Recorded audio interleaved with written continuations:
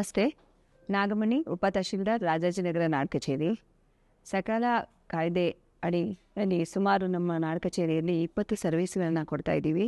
ಸಕಾಲ ಕಾಯ್ದೆ ಜಾರಿ ಬಂದ ನಂತರ ಜನರಿಗೆ ತಮ್ಮ ಮೊಬೈಲ್ನಲ್ಲೇ ಅರ್ಜಿ ಹಾಕ್ಕೊಳ್ಳೋದಕ್ಕೆ ಸೇವಾ ಸಿಂಧು ಹೀಗೆ ಇತರೆ ಕಡೆ ಅರ್ಜಿ ಹಾಕ್ಕೊಳ್ಳೋಕ್ಕೆ ಅವಕಾಶ ಇದೆ.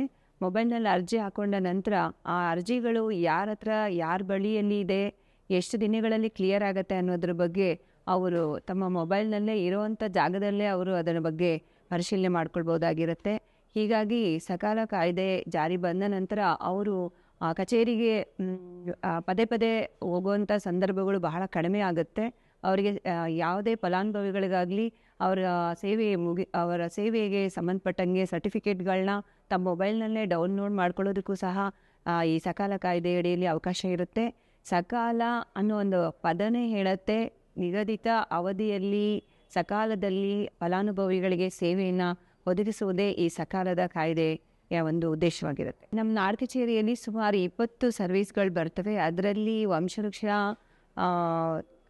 ಆದಾಯ ಮತ್ತು ಜಾತಿಗೆ ಪ್ರಮಾಣ ಪತ್ರ, ವಾಸಸ್ಥಳ, ನಿವಾಸಿ ದೃಢೀಕರಣ ಪತ್ರ ಹಾಗೂ ಪೆನ್ಷನ್ಗಳಿಗೆ ಸಂಬಂಧಪಟ್ಟಂಗೆ ತುಂಬ ಅರ್ಜಿಗಳು ಬರ್ತಾ ಇರ್ತವೆ.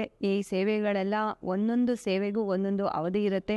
ಈ ಅವಧಿಗೆ ಒಳಗಡೆನೆ ನಾವು ನಮ್ಮ ಅಧಿಕಾರಿಗಳು ಯಾರ್ಯಾರಿರ್ತಾರೆ ಅವರು ಅದಕ್ಕೆ ಸಂಬಂಧಪಟ್ಟಂತೆ ಮಾಹಿತಿಗಳನ್ನು, ವರದಿಗಳನ್ನು ಸಲ್ಲಿಸಿ ಅವರು ಅದನ್ನು ಕ್ಲಿಯರ್ ಮಾಡ್ಕೊಳ್ಬೇಕಾಗಿರುತ್ತೆ. ಒಂದು ಯಾವುದೇ ಒಂದು ಅರ್ಜಿ ಬಂದಿರೋಂಥ ಅವಧಿ ಆಗಿರಬಹುದು, ಪೆಂಡೆನ್ಸಿ ಆಗಿರಬಹುದು, ಅವ್ರ ಮೊಬೈಲ್ನಲ್ಲೇ ಅದು ಡಿಸ್ಪ್ಲೇ ಆಗೋದ್ರಿಂದ ಯಾರೂ ಯಾವತ್ತೂ ಅದನ್ನು ಪೆಂಡೆನ್ಸಿ ಇಟ್ಕೊಳ್ಳೋಕ್ಕೆ ಸಾಧ್ಯನೇ ಇಲ್ಲ. ಮುಂಚೆ ಆಗಿದ್ದರೆ ಅದು ಯಾರ ಬಳಿ ಎಷ್ಟು ದಿನ ಇತ್ತು ಏನು ಅನ್ನೋದ್ರ ಬಗ್ಗೆ ಗೊತ್ತಾಗ್ತಿರ್ಲಿಲ್ಲ. ಈಗ ಅವ್ರ ಮೊಬೈಲ್ನಲ್ಲೇ ಗೊತ್ತಾಗ್ಬಿಡುತ್ತೆ ಎಷ್ಟು ದಿನ ಅವರು ಅರ್ಜಿ ಹಾಕಿದ್ದಾರೆ, ಎಷ್ಟು ದಿನ ಯಾರ ಹತ್ರ ಪೆಂಡೆನ್ಸಿ ಇದೆ ಅನ್ನೋದ್ರ ಬಗ್ಗೆ ಎಲ್ಲನೂ ಒಂದು ಮೊಬೈಲ್ನಲ್ಲೇ ಅವರು ತಿಳ್ಕೊಳ್ಬೋದಾಗಿರುತ್ತೆ. ನಮ್ಮ ನಾಡ್ ಕಚೇರಿಯಲ್ಲಿ ಸುಮಾರು ಪ್ರತಿದಿನ ಒಂದು 500 ಅರ್ಜಿಗಳು ಬರ್ತವೆ. ನಮ್ಮ ಸರ್ಕಲ್ಸ್ ಜಾಸ್ತಿ ಇದೆ, 12 ಸರ್ಕಲ್ ಇದೆ. 12 ಸರ್ಕಲ್ಗೆ ಸಂಬಂಧಪಟ್ಟಂಗೆ ಪ್ರತಿದಿನ 500 ಅರ್ಜಿಗಳು ಬರ್ತವೆ. ಆನ್ಲೈನು ಆಫ್ಲೈನು ಎಲ್ಲ ಸೇರಿ ಅದರಲ್ಲಿ ನಾವು 250 ರಿಂದ 300 ಅರ್ಜಿಗಳನ್ನ ಪ್ರತಿದಿನ ನಾವು ಅವರಿಗೆ ಸರ್ವಿಸ್ನ ಕೊಡ್ತೀವಿ.